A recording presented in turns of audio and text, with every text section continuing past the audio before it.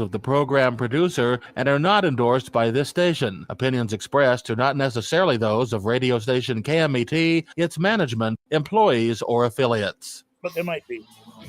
It's time to hit the pick. Touchdown! Sports betting, fantasy football, and the latest NFL news. Featuring Lau Desmond and Christian Giordani.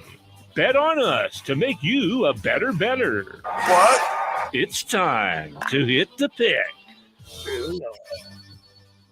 Good afternoon, everyone. Welcome to another segment of Hit the Pick. I'm your host, Christian Giordani. Alongside of me is Loud Esmond, our co-founder of HitThePick.com. Sniper West, one of the best handicappers around, and a sight for sore eyes, Rocky Giordani, our ex-personal athlete, joins us on the show. Guys, how are you doing today? Divisional rounds tomorrow, and I know we said the wild card is probably the best weekend in football, but in my opinion, this is the best week in football. This is definitely the best week in football.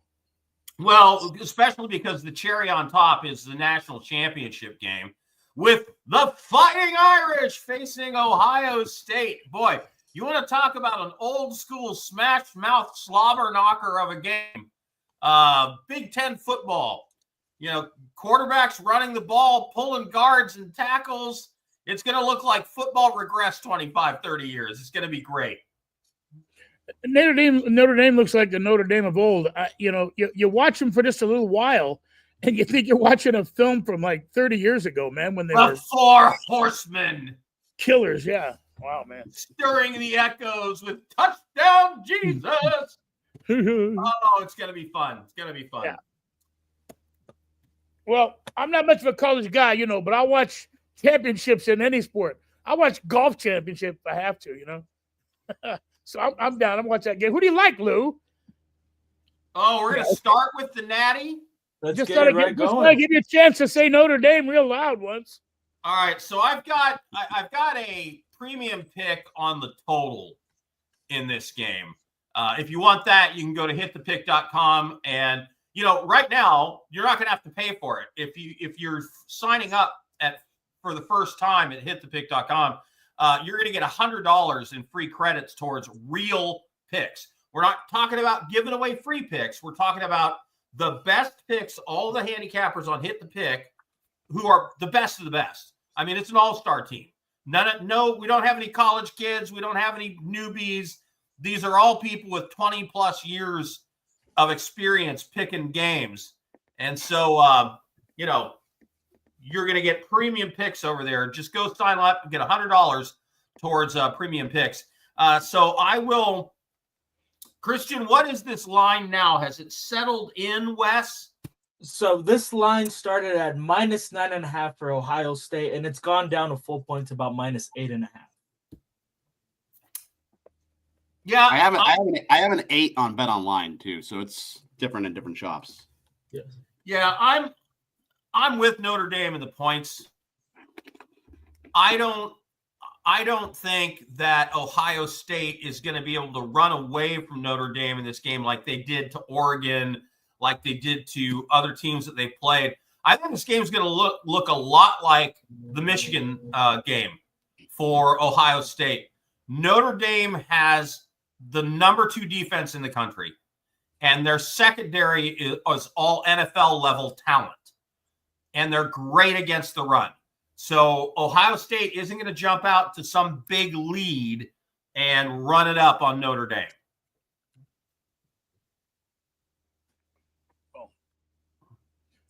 Okay, that's it. Anybody else can talk now? Yeah, that summed it up. I like Notre Dame to win outright. I think they're just going to beat them. So I said it. I'll stand by it. I'll live or die by it. I'm telling you, Notre Dame just looks too good.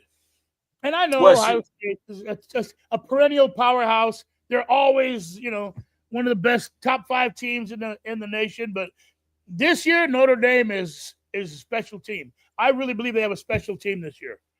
Better than I'm riding on the back of Rocky. Sniper West, do you have any opinions on this game? So I like the under here. I'm going under. Last I looked, it was 46. Right now, the total that's actually gone down 45. So I got it at 46. So good for me. I got a whole extra point of value. So my take on this game, first of all, regarding the side, the Irish obviously are getting sharp money because, it started at 9.5. It's all the way down to 8. I was listening to a podcast for my boy Tommy Lorenzo on the way over here. He has this power rated at 5.5, which is a lot of value in Notre Dame if you want to take Notre Dame. But, if you remember, Notre Dame should be undefeated if it weren't for that NIU loss. And, another thing about Notre Dame, too, as Lou knows, they've covered spreads all year. They're 13-2 against the number. All they do is cover spreads, right, when they win the game, which they only had that one loss. But as it relates to yards per game, though, I was saying this to on the show, the Hit the Pick show the other day. So Ohio State has the number 1 defense in college football at 12.2 points per game. Notre Dame is number 2. They only allow 14.3 points per game. You add that up, you get 26 points between the two teams. And I know this is a different, it's 2 high quality teams. So maybe it's a little bit higher scoring than that. But I'm getting under 46 when both teams collectively only allow about 26 points. If you look at their defensive yards per game totals.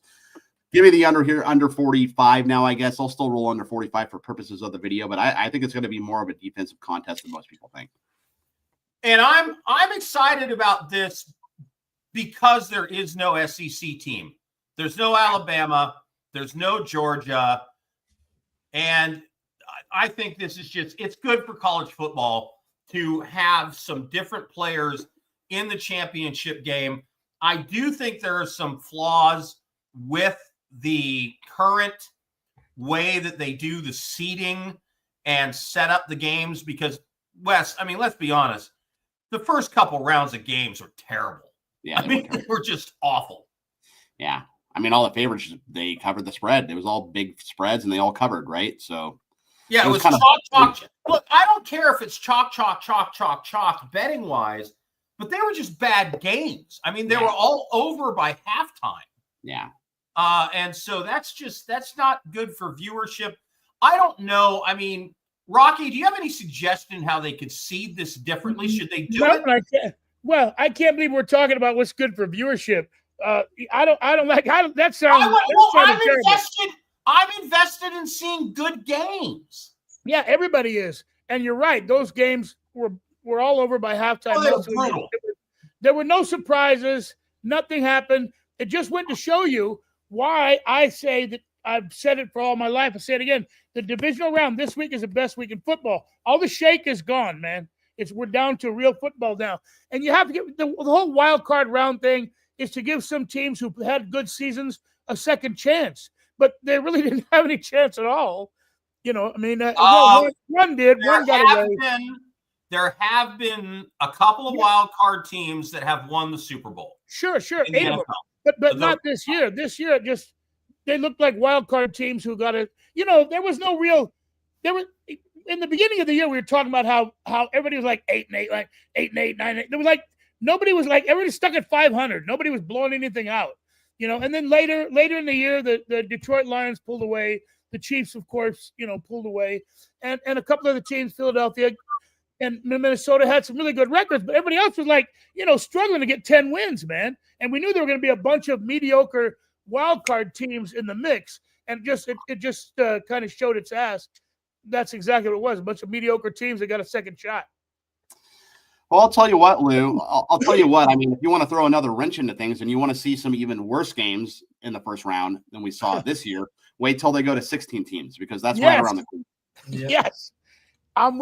Preach on, brother. That I'm telling you, man. Well, this is a betting show, so I don't want to get too much more into the weeds about that because it's the divisional round of the NFL. But I will say, I think they need to tweak the seeding where you maybe are playing teams that are like 16, not against 4, but like 16 against 15 and 14 against 13. Like you have like a wild card round where only the lowest level seed teams play each other before they get into the next round.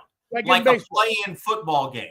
13 plays 16 and 14 plays 15. Then you go to the next round. It's probably how they do it. Something like that. So maybe you get some more competitive games. All right, let's talk about the first game that is on Saturday.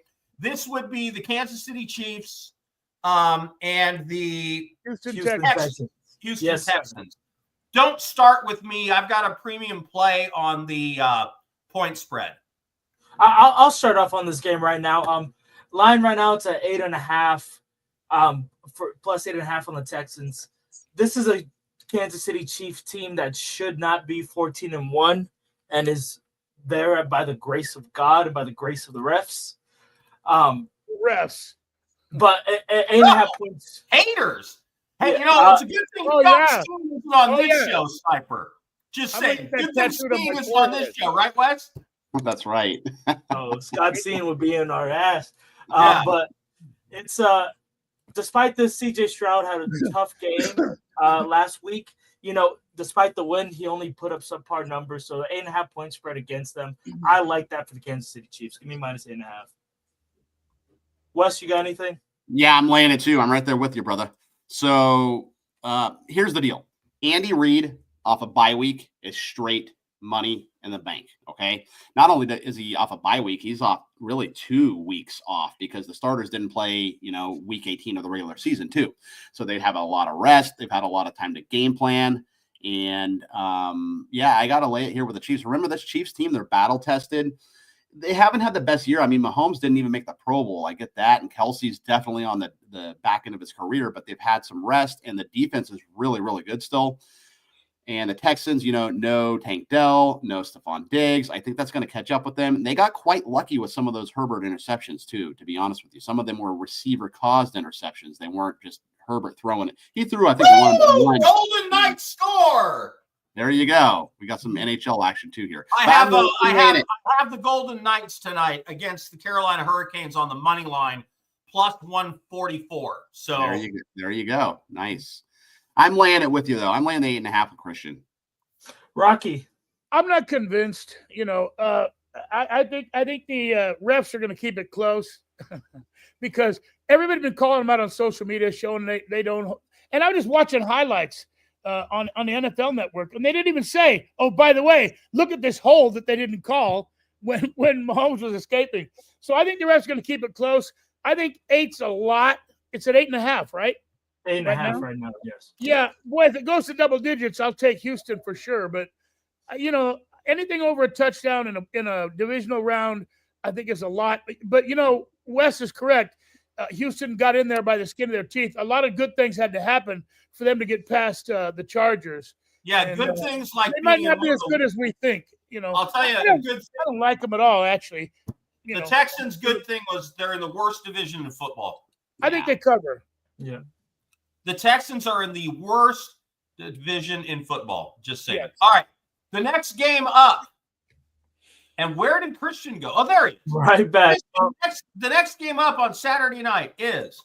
The next game up on Saturday night is the Commanders at the Lions minus. Yeah. I think this is going to be a freaking great game. I am so excited for this. Really? This is a game that I think is going to be one of the better games of this weekend. Now, you got our rookie Jaden Daniels, who is, my opinion, the offensive rookie of the year, against hands down the best team in football this year, the Detroit Lions. Sniper, why don't you lead us off with this game? Well, this very well could be a good game. This could be would all three of you agree with me that if this game were 27-24, that would be an awesome game? Would you all agree? Two guys agree with you. I do not. No, that's not enough points. Well, that's what I'm saying. I like the under in this game. We could see 27-24 and the game still goes under because this total is high. It's 55.5. So, the Lions, they've had the week off, with the bye week. Washington, they come in fat and happy off that Tampa win. It's just a ton of points. 55.5 is so high. And I can kind of see if the Lions, I do like the Lions against the spread, but I like the under more. But I think if the Lions, if they get out by 2 touchdowns or something, they can just sit everyone down in the fourth quarter and just run the clock out. So give me the under 55.5. My only issue with under the 55.5 and the method of them sitting is Dan Campbell's not the type of coach to sit his players up by 2 touchdowns. No. Are you kidding? He can be head by 50 and go for it on fourth down, 4th and 18. Listen, I don't think this is going to be that good of a game. I honestly don't. I think the Commanders are going to be shown for who they really are. This will be the one game that doesn't belong in the divisional round. I think the Commanders will get their butts kicked, and it's going to happen early. I agree with Wes. I think the Lions are going to go out to a big lead in the first half, and it's going to be a more slower, more running, a little more boring second half. I don't think this is going to be the game everybody thinks it is at all. I think the Lions are going to beat them up. Let me just point out one thing. David Montgomery is coming back for this game. And I think that is big. Now, the other thing I didn't get in on the Kansas City Chiefs game is Isaiah Pacheco is back for the Chiefs. And the other thing I didn't get in on the Notre Dame game, and I'll call it the Notre Dame game, not the national championship. It is. The Notre Dame game, they are going to be starting a freshman left tackle because their original freshman left tackle, who's a total phenom, got injured in the preseason. They put the senior back in. He got injured in the last game. So they're going to have a shuffled offensive line, and I think, I got to take that back. I'm not sure he's a freshman, but basically they're going to have a practice squad left tackle. So that could be a problem. I can trump that. The Rams have a Mexican on offensive line. Mexican? What? Yeah. Since when? Steve Avila. When? Right? Did you know Stephen Avila's real name is Esteban? I doubt he's as good as Anthony Munoz, though. No, yeah, right. No way, Jose. But there are no Mexicans. Don't be afraid, Lou. Let him start a freshman because we got a Mexican on our front line. It's okay. Yeah, from the north too. Speaking of which, let's talk about this Rams and Philadelphia Eagles. Yeah, Loud, I'm going to take the reins on this one real quick. Rams right now heading into Philadelphia, which is projected to be a snow game. The spread right now is +6 for the Rams. Both sides completely healthy. And I want to recap a little bit because this is my team. We had last time the Rams and the Eagles faced off each other in the regular season, Saquon Barkley very well had the game of his career. I believe he had 2 touchdowns. The Rams. 226 yards, but that is a completely different Rams defense than what it is right now. In the last 3 games, the Rams have only allowed, 16 points per game. Okay, on Christian, average. I've seen the same stats, but explain to me what changed. Did they get some players back? Did they get healthy in here? What happened? It's a combination of a lot of things. Our defensive coordinator Matt Shula needed to find his footing in his first 4 or 5 games. It was a challenge. And no one on that defense is over the age of 27, by the way. 45% of the starters on the team themselves are under the age of 24. So this is a young team. It took them a while to find their ground. But when veterans back like Kobe Turner. Yeah, Puka and Cooper Kupp have been out a lot this year too. As well, yeah. And that game, I believe, didn't have either one of them on the offensive side. But, Jared Verse is coming to his own. So this is a completely different Rams defense as it was in Week 15.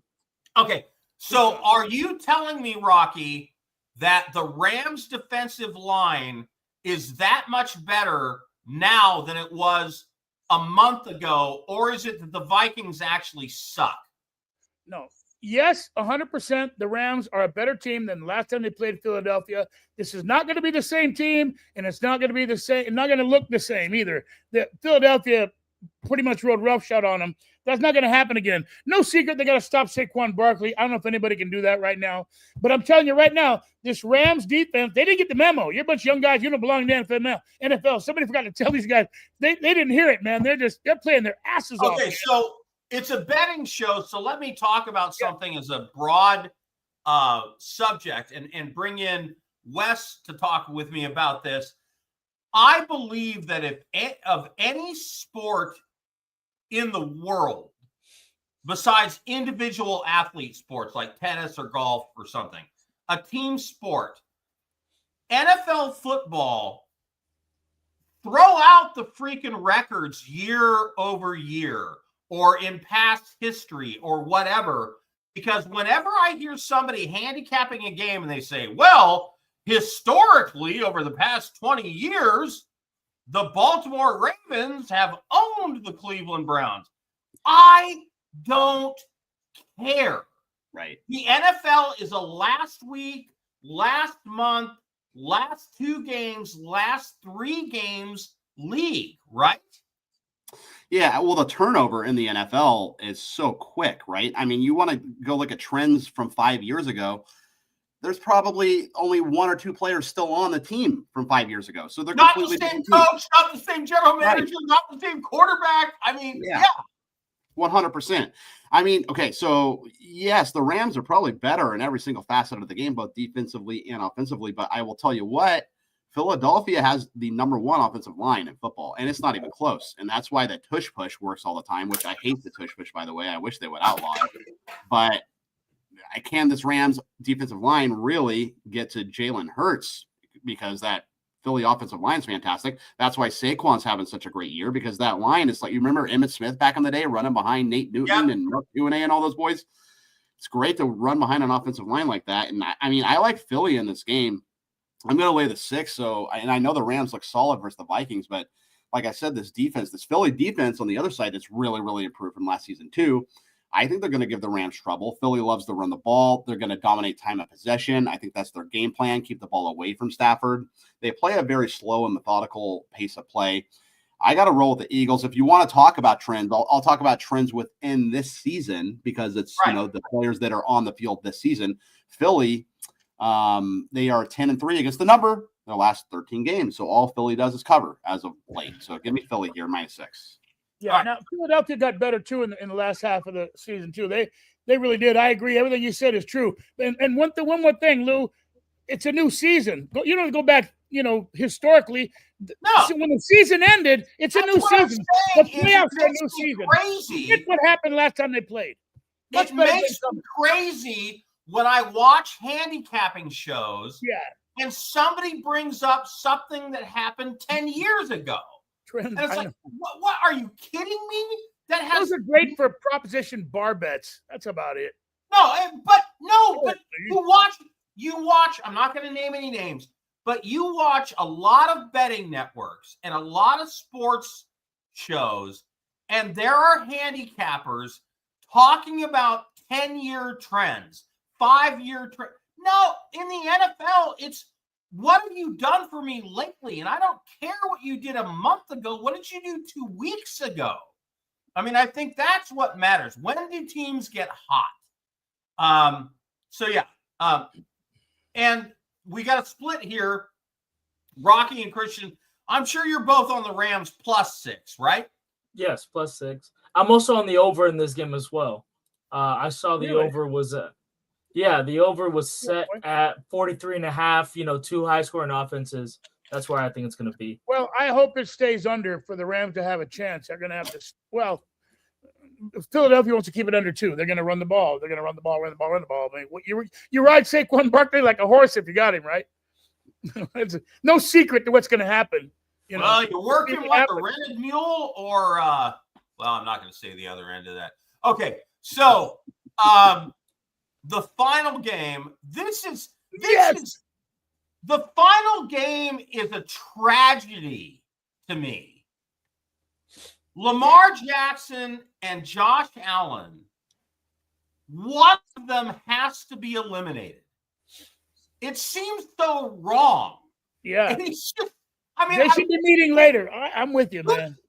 My God, couldn't the Bills be playing the Texans and the Chiefs playing the Ravens? Both the Bills and the Ravens would have a chance to take out the Chiefs, but no, the voodoo is in, and the Chiefs get the freaking Texans, and then they're only going to face one of the 2 best teams.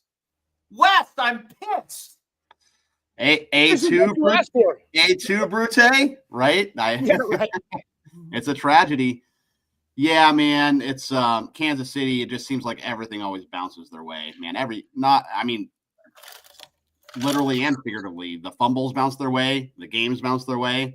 Remember, they played Denver earlier this year, and Denver's going to win that game, and they blocked the field goal, right? That could be the difference of them playing the Ravens this week. Just that game right there.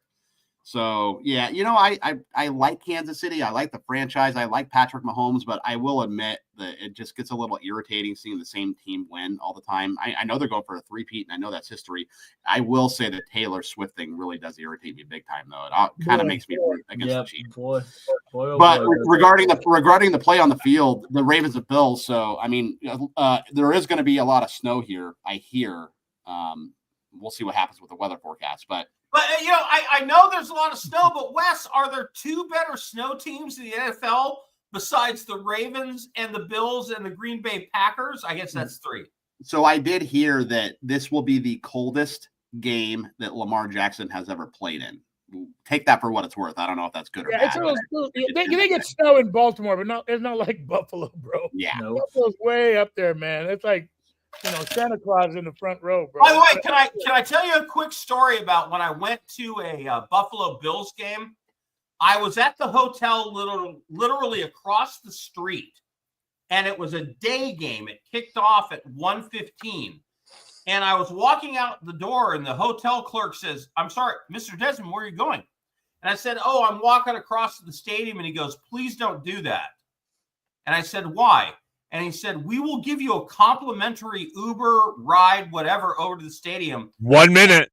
Guarantee your safety if you walk to the stadium from here." And it was like 150 yards. Wow. All right, fellas, we're coming down and winding to the end of Hit the Pick. So right now, let's get on the last game. Ravens versus Bills, +1 Buffalo at home. Wes, I'm going to go to you, Loud, then Rocky. Give me the over, 51.5. We're up against it, so I'll just say take the over. Loud. Bills. Rocky. Bills. I'm going to go on the Bills as well. I think this has the chance to be one of the best games, not just of the season, but in NFL history. Thank you, fellas, so much for listening to Hit the Pick. We'll see you guys next week Go for Rams! the championship round. Go Rams, go Lay.